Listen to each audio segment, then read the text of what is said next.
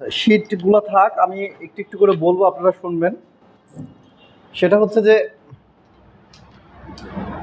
Theoretical বিষয়গুলোর আপনাদের কার কি অবস্থা একটু বলেন তো, যে কজন আছেন আপনারা একটু একটু করে বলেন।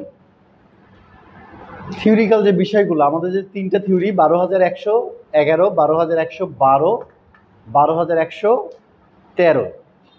একটা হচ্ছে বিশ্ব সভ্যতা শিল্পের ইতিহাস, একটা হচ্ছে বাংলাদেশ ও তার শিল্পকলা, আর আরেকটি হচ্ছে শিল্পের উপকরণ ও করণ কৌশল।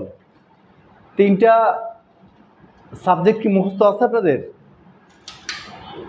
তিনটা সাবজেক্ট যে পরীক্ষা হবে বলেন।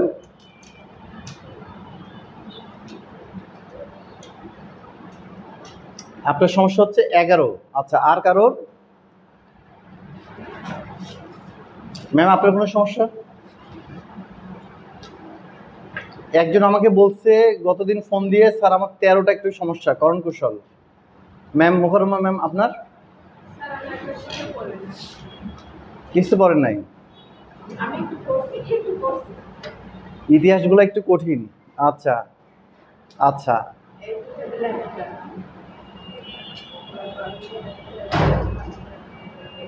আচ্ছা, আর কারোর সমস্যা?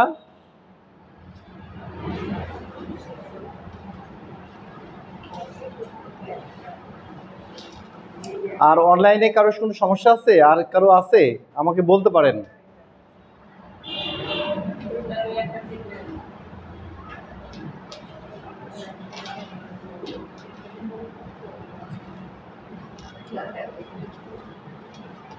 ওয়ালাইকুম আসসালাম রাসেল সাহেব। কোনো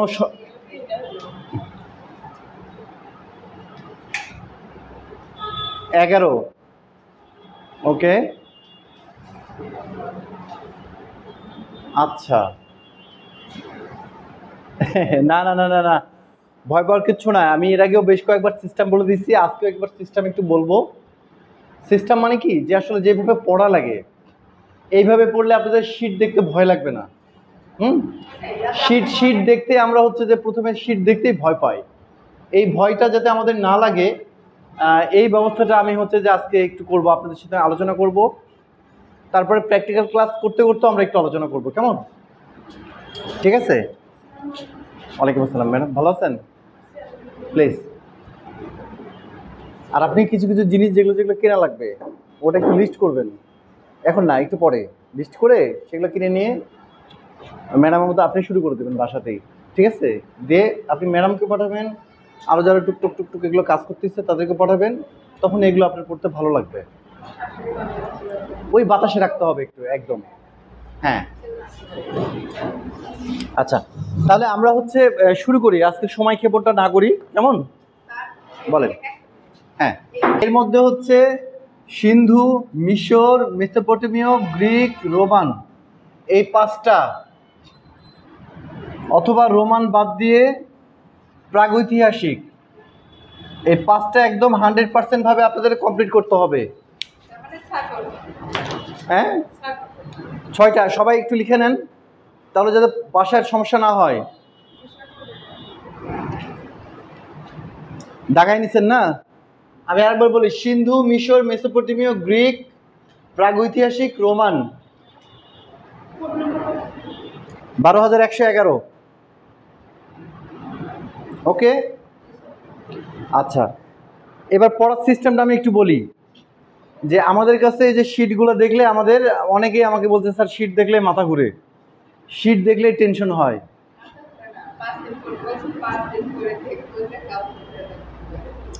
আমি আপনাদেরকে অনেক আগে বলছিলাম না যে 5 দিন পড়লে হয়ে যাবে? কেন বলছিলাম? একবার কেউ যদি পড়ে থাকে তাহলে সে বুঝতে পারবেন যে আসলে কেন 5 দিন পড়লে কমপ্লিট হওয়া সম্ভব।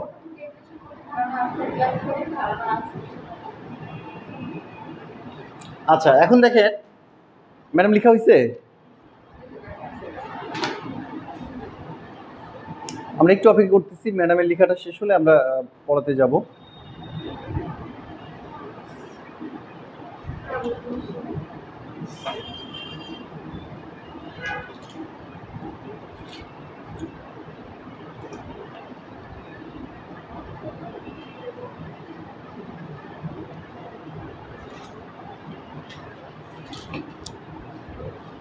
ওকে।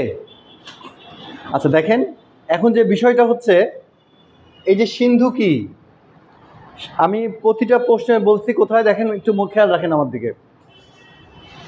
ভূমিকাটা বা ইন্ট্রোডাকশনটা সিস্টেমটা হয় হচ্ছে, কোশ্চেনে যদি কেউ অ্যান্সারও বাসায় লিখেন তাও সে এভাবেই লিখবেন, এর বাইরে কিচ্ছু না। আমি যা বলবো এতটুকু শুনলেই কমপ্লিট হচ্ছে। যেমন আমরা পড়বো সিন্ধু সভ্যতা কোথায় কত সনে আবিষ্কৃত হয়েছে, তারপরে পড়বো কোন নদীর তীরে আবিষ্কৃত হয়েছে, তাই না? কোন নদীর তীরে আবিষ্কৃত হয়েছে, এটা কোন নদীর তীরে? সিন্ধু নদের তীরে, হরপ্পা আর মহেঞ্জোদারোর তীরবর্তী অঞ্চলে, বা এই দুই অঞ্চলকে কেন্দ্র করেই এই সিন্ধু সভ্যতা গড়ে উঠেছে। সিন্ধু সভ্যতা ভূমিকাতে লিখবেন এগুলা। তারপরে সিন্ধু সভ্যতার মূল প্রেক্ষাপটটা হচ্ছে এই দিয়ে শেষ, 3 থেকে 4 লাইনের মধ্যে দিয়ে এটা শেষ, আমাদের ভূমিকা কমপ্লিট।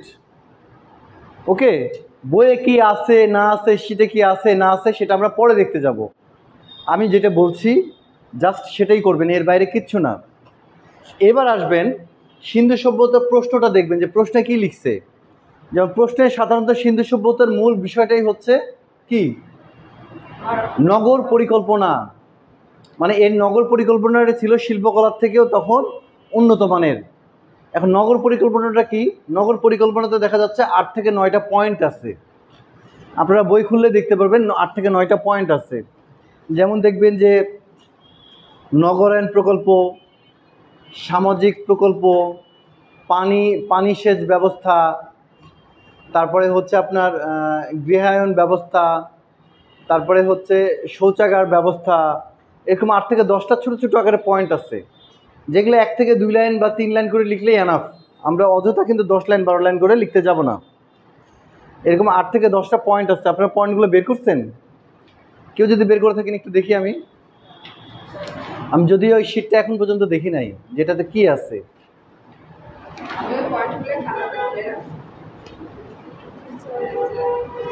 পাইছেন না? এই যা পাইছি, দেখছেন? এখানে তো খুবই ছোট করে দেওয়া আছে। এই দেখেন ভূমিকা, এখানে ভূমিকা কিভাবে আছে না আছে আমার দেখার দরকার নাই, আমি যেভাবে বলছি আপনাদেরকে এইভাবেই করবেন। যে কোথায় অবস্থিত, কত সনে আবিষ্কৃত হয়েছে, এটা বর্তমানে কোন জায়গায় আছে, কোন নদীর তীরে, এর মূল প্রেক্ষাপটটা কী, দিয়ে ভূমিকা শেষ।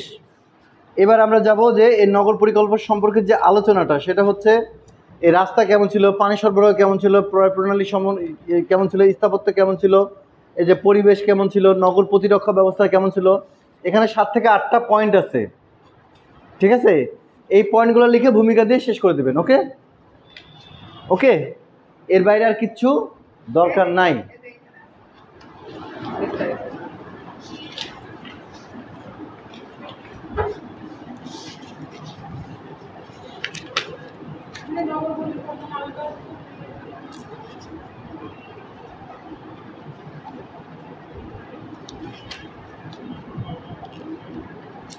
তারপরে যে এখানে একটা এক্সট্রা আছে, দুর্গ আছে, স্নানাগার আছে, শস্যাগার আছে, সমাপ্তিকা আছে, এই যে কয়েকটা জিনিস। হ্যাঁ হ্যাঁ, ছোট ছোট করে অ্যাড করবেন, কিন্তু মূল যে বিষয়গুলো সেটা হচ্ছে এই যে ক্রয় প্রণালী, রাস্তা, নগর নিরাপত্তা, তারপরে আপনার হচ্ছে যে আর কি দেখলাম, পানি সরবরাহ, স্থাপত্য, আর পাশাপাশি এই যে এগুলো একটু অ্যাড করবেন, দুর্গ, স্নানাগার, শস্যাগার, এগুলো দিলেই। আর এই যে রাত্রে হচ্ছে যে বাতিটা খুব ইম্পর্টেন্ট।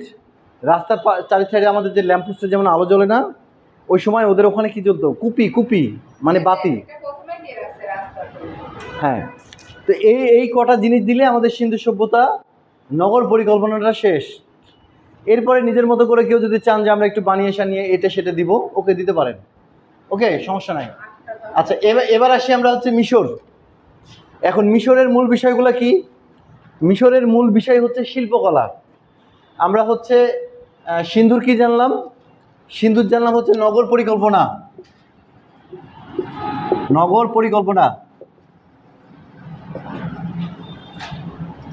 মিশরের হচ্ছে শিল্প,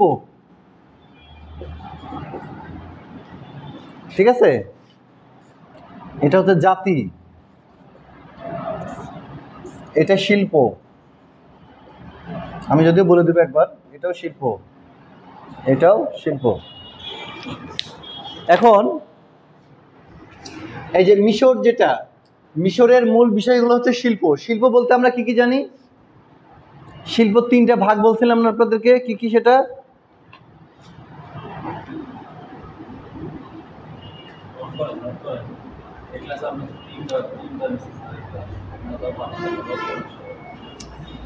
শিল্পকে কয়টা ভাগে ভাগ করি আমরা বলেন? তিনটা না? তিনটা কি কি? একটা হচ্ছে ভাস্কর্য, হ্যাঁ এটা, স্থাপত্য আর চিত্রকলা। এই যে এখন এখন বললে পারতেছেন না কিন্তু। আচ্ছা, এখন এই তিনটা আমরা আবার কিভাবে শুরু করব লেখাটা? ঠিক একইভাবে, কত সনে, কোথায়, কোন নদীর তীরে আবিষ্কৃত হয়েছে মিশর শিল্পকলা বা মিশরীয় সভ্যতা, ঠিক আছে? তারপরে এই মিশরের সভ্যতার সাথে কি কি আছে? সাহিত্য আছে আর লিখন পদ্ধতি আছে। সাহিত্য আর কি আছে? লিখন পদ্ধতি। তারপরে আমরা কি চলে যাব? শিল্পকলাতে চলে যাব। মিশরের সবচেয়ে উল্লেখযোগ্য শিল্পকলাটা কি? স্থাপত্য শিল্প বা ভাস্কর্য। ভাস্কর্য, ঠিক আছে, ভাস্কর্য না? এখানে হচ্ছে যে স্ফিংস একটা ভাস্কর্য আছে, নাম শুনছেন, পড়ছেন? এটা কিন্তু প্রতিবারই পরীক্ষাতে আসে। দেখা যাচ্ছে এবার আপনাদের ফাইনাল পরীক্ষা এটা দিয়ে দিল, স্ফিংস। লিখে নেন।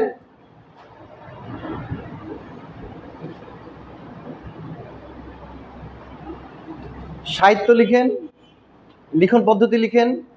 এগুলো থেকে পরীক্ষা প্রশ্ন আসবেই, প্রতিবার আসা 100% আসবেই। সাহিত্য, লিখন পদ্ধতি।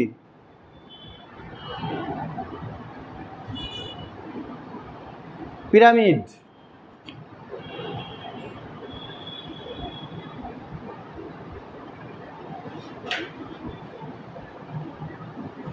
ইখনোটান রাজা, ইখনোটান রাজা,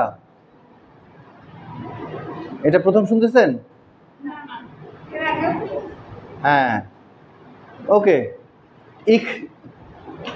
ইখনোটন রাজা, একজন রাজা আছে দেখবেন, ইখনোটন। আচ্ছা দেখেন, তাহলে মিশর সম্পর্কে আমরা কি কি পেলাম? আমার দিকে তাকান। মিশর সম্পর্কে আমরা পেলাম হচ্ছে যে মিশর কোথায়, কিভাবে, কোন সময় গড়ে উঠেছে, তাই না?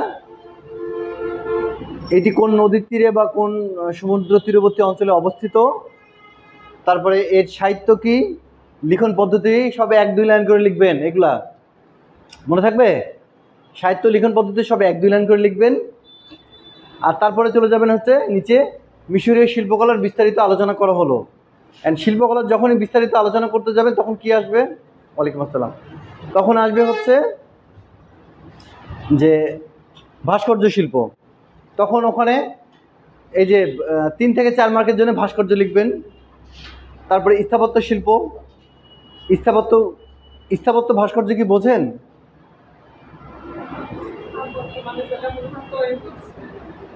না, স্থাপত্য ধরেন আমাদের জাতীয় স্মৃতিসৌধ, ঠিক আছে, বড় বড় হচ্ছে স্থাপনা, বিল্ডিং, সরকারি কোনো প্রতিষ্ঠান দেখতে রাজকীয় মতন, পুঠিয়া রাজবাড়ি, হ্যাঁ, বিভিন্ন মন্দির, এগুলো হচ্ছে স্থাপত্য, স্থাপনা।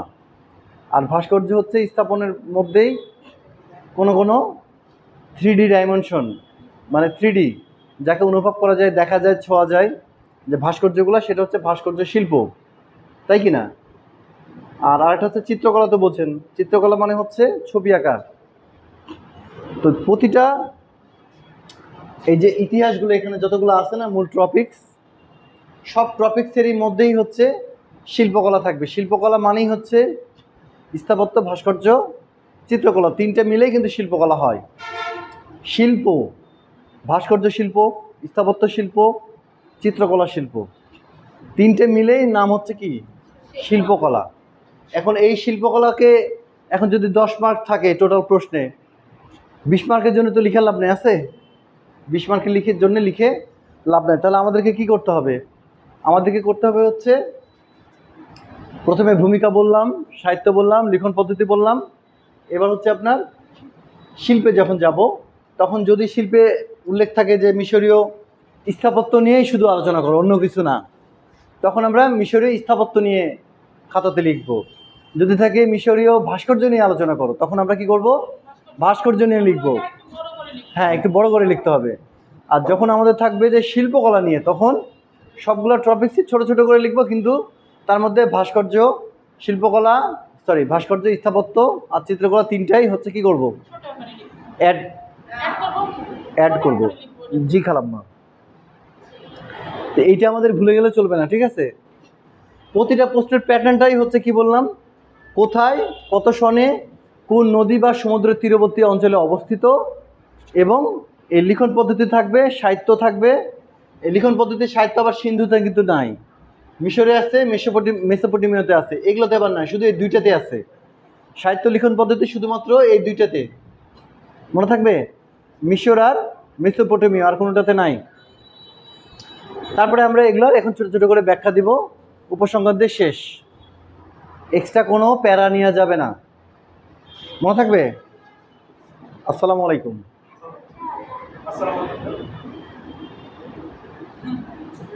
আচ্ছা, এবার আসি মেসোপটেমীয়। আশা রাখি মিশর নিয়ে আর কোনো সমস্যা হবে না। মেসোপটেমীয়, মেসোপটেমীয় মানে কি জানেন? মেসোপটেমীয় কোথায়? ইরাক, ইরাকে না, ইরাকে। এই মেসোপটেমিয়ারও একইভাবে দিবেন, কোথায়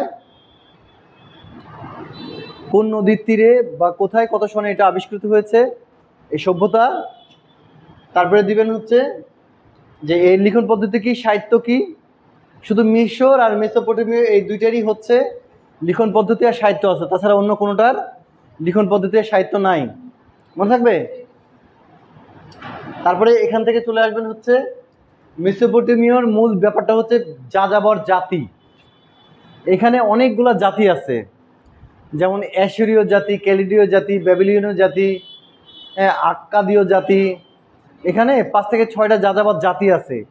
এই জাতিগুলার কাহিনী নিয়েই হচ্ছে মেসোপটেমিয়া। এর মধ্যে ছোট ছোট হচ্ছে যে আপনার প্রশ্ন হতে পারে, যেমন যে ব্যাবিলনীয় যে ঝুলন্ত উদ্যান, শুনছেন কখনো? ব্যাবিলনীয় দেখছেন? আমি মনে করলাম গিয়ে দেখে আসছেন মনে হয়। মেসোপটেমিয়ার এই হচ্ছে যে ছোট ছোট জাতিগুলা। এখন প্রশ্ন যদি যে বললাম 10 মার্ক থাকে, তাহলে ব্যাবিলনীয় সভ্যতার সম্বন্ধে 3 থেকে 4 লাইন লিখবেন, আক্কাদীয় সম্বন্ধে 2 থেকে 3 লাইন লিখবেন, অ্যাসিরীয় সম্বন্ধে 3 থেকে 4 লাইন লিখবেন, ক্যালিডীয় সম্পর্কে 2 থেকে 3 লাইন লিখবেন, যাতে 10টা মার্ক বা 15 মার্ক বন্টনটা ঠিক থাকে। এটা তো আমরা বুঝি নাকি, যে কোন প্রশ্নের জন্য কতটুকু লিখলেই এনাফ। তো এই মেসোপটেমিয়ার মূল ঘটনাই হচ্ছে যাযাবর জাতি, আর কিছু না। এবার আসি গ্রিক। গ্রিক হচ্ছে কোথায়? ইতালিতে। এর মধ্যে যে পার্থেনন, তারপরে আপনার কলোসিয়াম, পার্থেনন মন্দির আছে, কলোসিয়াম স্টেডিয়াম আছে, এগুলো প্রশ্ন সংক্ষিপ্ত থেকে মাস্ট বি আসে, প্রতিবারে নেই, এবারও আসবে, এটা খুব স্বাভাবিক। গ্রিকের পার্থেনন মন্দির কি, সরি ওটা রোমানের বলতেছি, গ্রিক হচ্ছে, আমি রোমান কেন বলতেছি, গ্রিক হচ্ছে আপনার অ্যাথেন্স, নাম শুনছেন? অ্যাথেন্স, অ্যাথেন্স কোথায়কার? গ্রিসের রাজধানীর নাম কি?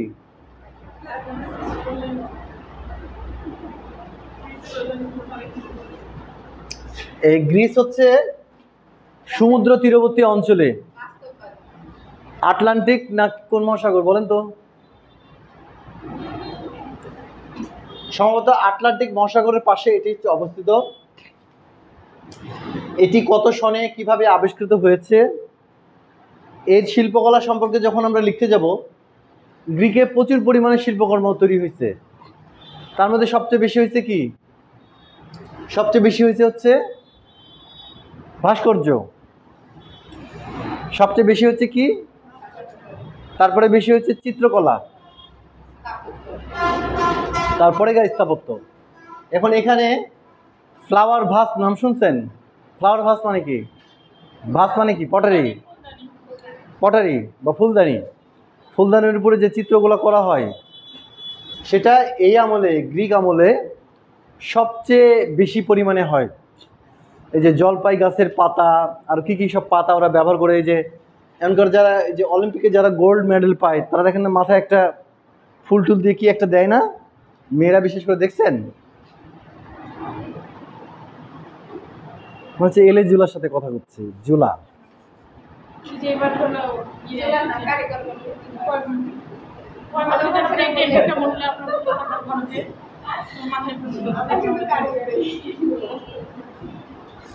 জুলা, এরা আইলে জুলা কিছু জানে না। অলিম্পিক খেলা কি জানেন? অলিম্পিক খেলা কি বলেন তো, জানেন আপনি? কি সব ধরনের হয়? ওই কানামাছি, দৌড়, ঝুঝু, এগুলা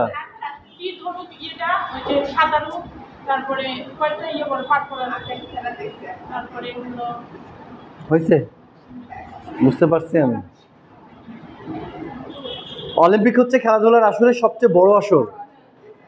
এখানে কয়েকটা খেলা বাদ দিয়ে পৃথিবীর সব খেলা হয়। কয়েকটার মধ্যে ক্রিকেট, হ্যাঁ, আর এক ফুটবল আছে, ফুটবল আছে, হ্যাঁ, ক্রিকেটও অন্তর্ভুক্ত হয়েছিল, কিন্তু ক্রিকেট হচ্ছে যে সবচেয়ে সময় সাপেক্ষ খেলা, এই জন্য এটা অ্যাড হয় না। তাছাড়া জিমন্যাস্টিক ইভেন্ট বলেন বা অন্য যে কোনো ইভেন্ট হচ্ছে পৃথিবীর সবচেয়ে বড় ইভেন্টের মধ্যে একটা। এগুলা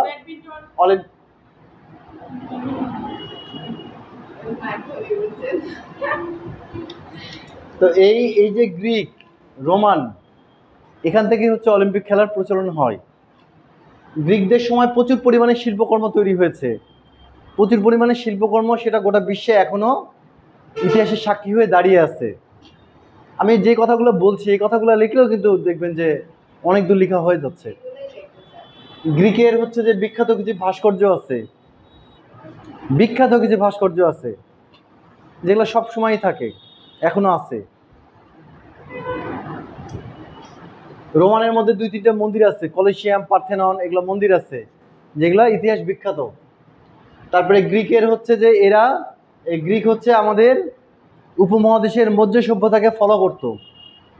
আমাদের এই হিন্দু কেন বলতেছি, এই যে আমাদের উপমহাদেশে যে সভ্যতা আছে, যারা প্রচুর পরিমাণে শিল্প চর্চা করত, এখান থেকে ওরা অনেক কিছু শিখে গেছে। আগে তো এই মহাদেশের তো হচ্ছে যে এখনো মানুষ ফলো করে এই মহাদেশকে, জানেন তো মনে হয় যে আমাদের এই মহাদেশের ধন সম্পদ প্রচুর এবং মানুষের সব বৈচিত্র্যময়, আনন্দ ফুর্তি করে প্রচুর। কিন্তু ওই অঞ্চলে ইউরোপিয়ান কান্ট্রিগুলোর মানুষ তো রোবোটিক এক প্রকার, ওরা ইনকাম করে, খায় দায়, পরিশ্রম করে বেশি, আর খায় দায়, ঘুমায়, এই কাজ। বাচ্চা উৎপাদন ঠিক মতো করতে পারে না, ওদের আবহাওয়াগত কারণের জন্যই। তো এই দুইটা, এর মধ্যে থেকে ছোট ছোট কিছু প্রশ্ন আসবেই ভাস্কর্যের, ওগুলো একটু দেখবেন। আর প্রাগৈতিহাসিকের, যেটা প্রাগৈতিহাসিক হচ্ছে যে এই যতগুলো সভ্যতা আমরা পড়লাম না, এই সব সভ্যতার আগেকার স্মৃতি, আগেকার ঘটনা, সেটা কেমন বলতে পারবেন? প্রাগ মানে পূর্ব, পূর্ব, তাই না, বা আগে। আর ইতিহাস মানে ইতিহাসেরও আগের যে সময়টা, সেটাকে বলতেছে প্রাগৈতিহাসিক। তাহলে আমরা সেই সময়টার স্মৃতি কই পাবো? এগুলো তাহলে কোন কোন সময়কার জিনিসগুলো পড়বো? তখন আমরা পড়বো এই যে ওই সময় সাধারণত গুহা চিত্র আসছিল, গুহামুখী যে জীবনযাপন, সেখানে মানুষ কি করতো, পাতা দিয়ে প্যান্ট পরতো না, না গাছের বাকল দিয়ে জামা কাপড়, গাছের ছাল পরছেন আপনি কখনো? গাছের বাকল, তারপরে লতা পাতা, পশুর চামড়া, এগুলো দিয়ে তারা হচ্ছে পোশাক আশাক নিবারণ করত। আর খাদ্যদ্রব্য জন্য কি করত, ফলমূল, পশু পাখি, এগুলো শিকার করত। এখন তারপরে তারা কি আগুন আবিষ্কার করা শিখছে ওই সময়। তারপরে কি শিখছে, ওই যে শিকারের দৃশ্য, শিকার কিভাবে করতে হয় সেটা শিখছে, হাতিয়ার বানানো। তারপরে আর কি করছে, অস্ত্র শস্ত্র কি দিয়ে করছে, হরিণের শিং, পাথর, ক্রিস্টাল পাথর টাথর দিয়ে করছে। পৃথিবীর সবচেয়ে ধারালো কি বলেন তো, ধারালো অস্ত্র? না না না, এই যে ক্রিস্টালের যে অস্ত্রপাতিগুলো আছে, হ্যাঁ পাথরের মধ্যে এক প্রকার ক্রিস্টাল থাকে না, পাথরের মধ্যে সেই ক্রিস্টালের অস্ত্র হচ্ছে সবচেয়ে ভয়ঙ্কর, মারাত্মক ধারালো। ঠিক আছে, আর কয়েকটা জিনিস এখান থেকে পড়তে হবে। এই অধ্যায়টা যতটুকু বললাম এতটুকু লিখলেই তো এনাফ। আর কয়েকটা জিনিস পড়তে হবে, এটা খুব ইম্পর্টেন্ট। সেটা হচ্ছে স্টোন হেঞ্জ কি, স্টোন হেঞ্জ হবে।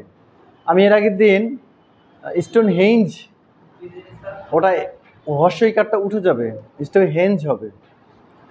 ইংরেজিতে বানানো হচ্ছে HENICH না কি জানো, হ্যাঁ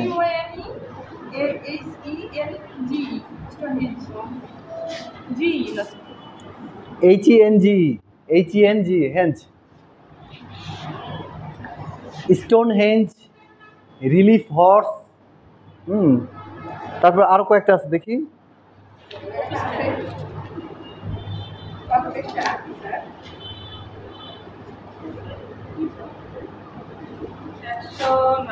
এই যে Venus of Willendorf, relief horse, মানে ভাস্কর্য, এখানে তিনটা ভাস্কর্য আছে না, এই তিনটা খুব ইম্পর্টেন্ট। প্রাগৈতিহাসিকের দেখেন যে ভাস্কর্য আছে প্রাগৈতিহাসিকের মধ্যে, এই তিনটা খুবই important. Venus of Willendorf, relief horse, bison with turn head, আর স্থাপত্য আছে স্টোন হেঞ্জ। এগুলো পরীক্ষাতে আসেই প্রতিবার। তারপরে এই যে আরেকটা আছে কি, আলতামিরা গুহা, লাস্কো গুহা, এগুলো পাবেনই সংক্ষিপ্ততে, এগুলো 100% পাবেন, ব্রড আকারে পাবেন, থাকবেই কেমন, এগুলো আমরা কমপ্লিট করব। আচ্ছা এবার আসি হচ্ছে এই যে জাপানিজের মধ্যে তো অনেক কিছু আছে। উকিও এ পড়তে বলছিলাম আপনাদেরকে না, উকিও কি বা উড ব্লক প্রিন্ট কি, শুধু এই দুইটা জিনিস পড়তে বলছিলাম, এই দুইটা পড়লেই হচ্ছে। আর চীনের পড়তে বলছিলাম হচ্ছে চীন এমনি দেখে যাবেন যাতে লিখতে পারেন, সাংযুগটা দেখে যাবেন। চীনের দেখবেন অনেক কিছু আছে, শুধুমাত্র সাংযুগটা বাই দা বাই যদি কোশ্চেন কোনো দেখা যাচ্ছে কমন আসলো না, কিন্তু লেখার জন্য তো একবার রিডিং দিয়ে যেতে হয়। এই সাংযুগটা দেখবেন, শুধুমাত্র এই সাংযুগ, এই সাংযুগের আমলেই কিন্তু অনেক পরিমাণে ভাস্কর্য হয়েছে। সৈন্যদের মতন করে হচ্ছে ভাস্কর্য তৈরি হচ্ছে, লক্ষ লক্ষ ভাস্কর্য তৈরি করা হয়েছিল সাংযুগেই। চীনের মহাপ্রাচীরের একটা বিবরণ লেখা আছে সাংযুগেই। ঠিক আছে, এটাই পড়লেই হচ্ছে। আর মৌর্য যুগের প্রতিষ্ঠাতাকে সম্রাট চন্দ্রগুপ্ত মৌর্য, আর শ্রেষ্ঠ রাজা কে ছিল, অশোক। এই অশোকের আমলে বেশ কিছু ভাস্কর্য হয়েছে না, সবচেয়ে বেশি শিল্পকর্ম হয়েছে ভারতবর্ষে এই সম্রাট অশোকের আমলে। এই জিনিসগুলো আমরা একটু অবশ্যই দেখব। ঠিক আছে, সম্রাট অশোকের আমলে কি কি হয়েছে, কে শ্রেষ্ঠ রাজা ছিল, কত সনের দিকে এই সভ্যতা ছিল, এই সভ্যতার মানে ভাস্কর্যগুলো কি ছিল, স্থাপত্য কি ছিল, এই জিনিসগুলো জানলে আমাদের এটা হয়ে যাবে। ঠিক আছে, আমরা আর পড়বো না, এতটুকুই শেষ। এই যাতে পরীক্ষাতে আসলে হ্যাঁ কোনো ছাড়া না থাকে। আর এটা ট্রুলি অনেস্ট বলতেছি আমি কিন্তু আবারও বলি, দেখেন আমাদের পরীক্ষার আগে আপনারা তো এই 5টা 7টা পড়তেছেন, আমরা তো হয়তো 10 থেকে 12টা পড়তাম, একটু বেশি। 1 বছরে বা 2 বছরের মধ্যে 10টা থেকে 12টা প্রশ্ন পড়তাম, 100% কমন, সব লিখে চলে আসতাম। আপনাদের কিন্তু একই বিষয়, তাই কি না, একই বিষয় না, একই বিষয়। আর আমি তো বললাম আমি পড়ছি সর্বোচ্চ 3 থেকে 4 দিন, ঊর্ধ্বে খুব বেশি পড়লে 5 দিন, খুব বেশি পড়লে কিন্তু 3 দিনে ধ্বংস হয়ে যায়। ধ্বংস হয় হচ্ছে এই কটা কারণে, বন্যা, জলোচ্ছ্বাস, ভূমিকম্প, এছাড়া কোনো সভ্যতা ধ্বংস হয় না, মনে থাকবে। এই যে আজ যেমন এই যে তিস্তা প্রকল্পে যে বাঁধ দিচ্ছে না ভারত, এটা এক প্রকার এক সময় যে হরপ্পা মহেঞ্জোদারোতেও এই বাঁধটা দেওয়া হয়েছিল, দেওয়ার ফলে এই দুইটা নগরই ধ্বংস হয়ে গেছিল শুধু এই বাঁধ দেওয়ার কারণে। এখন আবার এই তিস্তাতে দেখবেন যে 39টা বাঁধ আছে না, কতটা যেন বাঁধ আছে। তারপরে চীন বাঁধ দেওয়া শুরু করছে, চীনের পরে ভারতের পরে আস্তে আস্তে বাংলাদেশে তারপরে ঢুকছে। বাঁধ হতে হতে হতে হতেই আসছে। তো এগুলো চলতেই থাকে। প্রকৃতি যখন ক্ষেপে যায় তখন তাকে কেউ আটকাতে পারে না, এই বাঁধটা সব ভেঙে ভেঙে যাবে। এবং এইসব কারণেই হচ্ছে যে প্রকৃতির সাথে কখনো কোনো মজা করতে হয় না, প্রকৃতিকে তার আপন গতিতে ছেড়ে দিতে হয়, চলতে দিতে হয়। যখনই আমরা তাকে বাধা দিব তখনই সে তার বিরূপ আচরণ শুরু করবে। যেমন এখন আমাদের কি হচ্ছে, গরম বেশি পড়ছে, বৃষ্টি বেশি হচ্ছে বা বৃষ্টি কম হচ্ছে, অতিরিক্ত জলোচ্ছ্বাস যেগুলো হচ্ছে বন্যা আকারে হয়ে যাচ্ছে, তারপরে ঝড় হলেও সেটা ভয়ঙ্কর ঝড় হবে, যেগুলো জিনিস সব বেশি বেশি হবে। এটা কারণ কি? কারণ হচ্ছে পৃথিবীর উষ্ণতা বেড়ে যাচ্ছে, কার্বন ডাইঅক্সাইডের পরিমাণ বেড়ে যাচ্ছে উপরে, বাতাস মণ্ডল অক্সিজেন যে যে লেভেল সেটা কি নষ্ট হয়ে গেছে, তাহলে পৃথিবীতে বিরূপ আচরণ করবেই। তো এই কারণে পৃথিবীর যেমন আছে পৃথিবীকে তেমনই রাখতে দিতে হবে। হ্যাঁ, এই ধরনের মানে নদীর পথ নদী নিজেই তৈরি করে, কাউকে বলতে হয়? এখন সেই নদীকে শাসন করতেছি আমরা, সমস্যা কিন্তু এখানেই হয়েছে। তো এই পড়াগুলার সিস্টেমটাও এভাবেই পড়বেন যে এত বছর আগে, ৩,৫০০ বছর আগে সিন্ধু সভ্যতা ছিল, সেই সময় মানুষগুলো ছিল অনেক আধুনিক, যাদের নগর পরিকল্পনা এখনও চোখ কপালে উঠে যাওয়ার মতন একটা অবস্থা, যেটা আমরা এই যুগে এসেও কল্পনা করতে পারি না। তারা এতটা আধুনিক ছিল, তাদের পানির ব্যবস্থা, তাদের শৌচাগার, তাদের প্রয় প্রণালী, তাদের রাস্তা, তাদের হচ্ছে নিরাপত্তা ব্যবস্থা, তাদের শস্যাগার, হ্যাঁ, এই প্রতিটা জিনিস অনেক সিস্টেমেটিক ছিল। অনেক মানুষ হচ্ছে সিস্টেম করে সব কিছু মানতো, মেনে মেনে বিভিন্ন জায়গায় যেটা যেখানে যা করা দরকার সেখানে সেটা করতো নিয়ম মেনে। সেই সময়কার রাজনীতি বা প্রেক্ষাপট আমাদের এখনকার অবস্থার থেকে ভালো। এখন আমাদের ড্রেন আছে কিন্তু পানি ড্রেন দিয়ে যায় না, বন্ধ না। লাইট আছে, দেখবেন যে অনেক পোলের লাইটই হচ্ছে নষ্ট, নিরাপত্তা নাই, আছে নিরাপত্তা নাই। নির্দিষ্ট খাদ্য ভাণ্ডারও কিন্তু নাই, আছে নাই। তারপরে আপনাদের আরও অনেক ওই সময় যে অবস্থাগুলো ছিল এখন তার আমরা ধারের কাছেও নাই। তাহলে সেই সময়টা কতটা আধুনিক ছিল। এই যে যখন আমরা একটা সভ্যতা সম্পর্কে পড়বো, ২-৩টার মধ্যে নগর অ্যাড থাকবে, তারা কি করেছে, কি হয়েছে, কিভাবে চলেছে, বা তখন রাজ কর্মচারীদের বা যারা রাজকীয় ছিল তাদের জীবনযাত্রা একরকম ছিল, যারা সাধারণ মানুষ ছিল তাদের জীবনযাত্রা একরকম ছিল। এই যে ব্যাপারগুলো যখন গল্প করে পড়বেন না, একবার রিডিং দিবেন, হ্যাঁ, ওই যে ওখানে যদি টোটাল শিট দেখেন মাথা ঘুরবে। আমি যেভাবে বললাম সেভাবে পড়লে 10 মিনিট খালি আপনি একটা রিভিশন দেন বা দেখেন, হয়ে যাবে, বুঝছেন? এগুলো পড়ার জন্য আহামরি কিছু করা লাগে না। এখন আমি তো সায়েন্সের স্টুডেন্ট ছিলাম, যখন আমি এই যে এইসব সাবজেক্টগুলো হাত বলা কম হয়েছে, ভাস্কর্যের মধ্যে এই যে কি বললাম জানো, স্ফিংস একটা ভাস্কর্যের নাম বললাম, ইকনাটর রাজার ভাস্কর্যের নাম বললাম, পিরামিড স্থাপত্য হয়েছে নাম বললাম, এরকম অনেক কিছু হয়েছে না, মন্দির হয়েছে নাম বললাম। এই শিল্পকলা, এটা মেসোপটেমিয়াটা কি বললাম, যাযাবর জাতি, বিভিন্ন রকম জাতি, কিভাবে কোন জাতি আসছে, এই জাতির পরে, যেমন 100 বছর ক্যালিডো জাতি শাসন করছে, তারপরে এই জাতি ধ্বংস হয়ে গেছে কোনো কারণে, তারপরে আবার আসতে হচ্ছে অ্যাসিরীয় জাতি, এরা আবার 200 বছর শাসন করছে, এরা ধ্বংস হয়ে গেছে। তারপরে আসতে আক্কাদীয় জাতি, এরা আবার 150-200 বছর থাকছে, তারপরে এরাও ধ্বংস। তারপরে আসতে ব্যাবিলনীয় জাতি, তারপরে ব্যাবিলনীয় জাতি এসে যে ব্যাবিলনীয় উদ্যান টুদ্যান হ্যানত্যান করে একসময় এরাও ধ্বংসপ্রাপ্ত হয়ে গেছে। তো এই জন্যই আমাদের যে পূর্বপুরুষরা কিভাবে এখানে থাকতো, আমাদের এখানেও তো আগে মানুষ ছিল, তাদের সভ্যতাগুলো কী ছিল, তারা কিভাবে এখানে জীবনযাপন করেছে আমরা জানি সেগুলা। আমাদের ইতিহাস ঐতিহ্য সম্পর্কে তো আমরা জানি না, জানা তো উচিত। তো এগুলোই হচ্ছে গল্প আকারে যখন পড়বেন না, অটোমেটিক এটা হয়ে যাবে। তাহলে আজকে আমরা এটা এখানেই শেষ করে দেই, আমরা প্র্যাকটিক্যাল ক্লাস শুরু করবো। হ্যাঁ, কয়টা বাজে? 45। আমি ছোট্ট একটা 5 মিনিটের ব্রেক দিয়ে আমরা এখানে এসে ভাস্কর্য শুরু করবো, কেমন?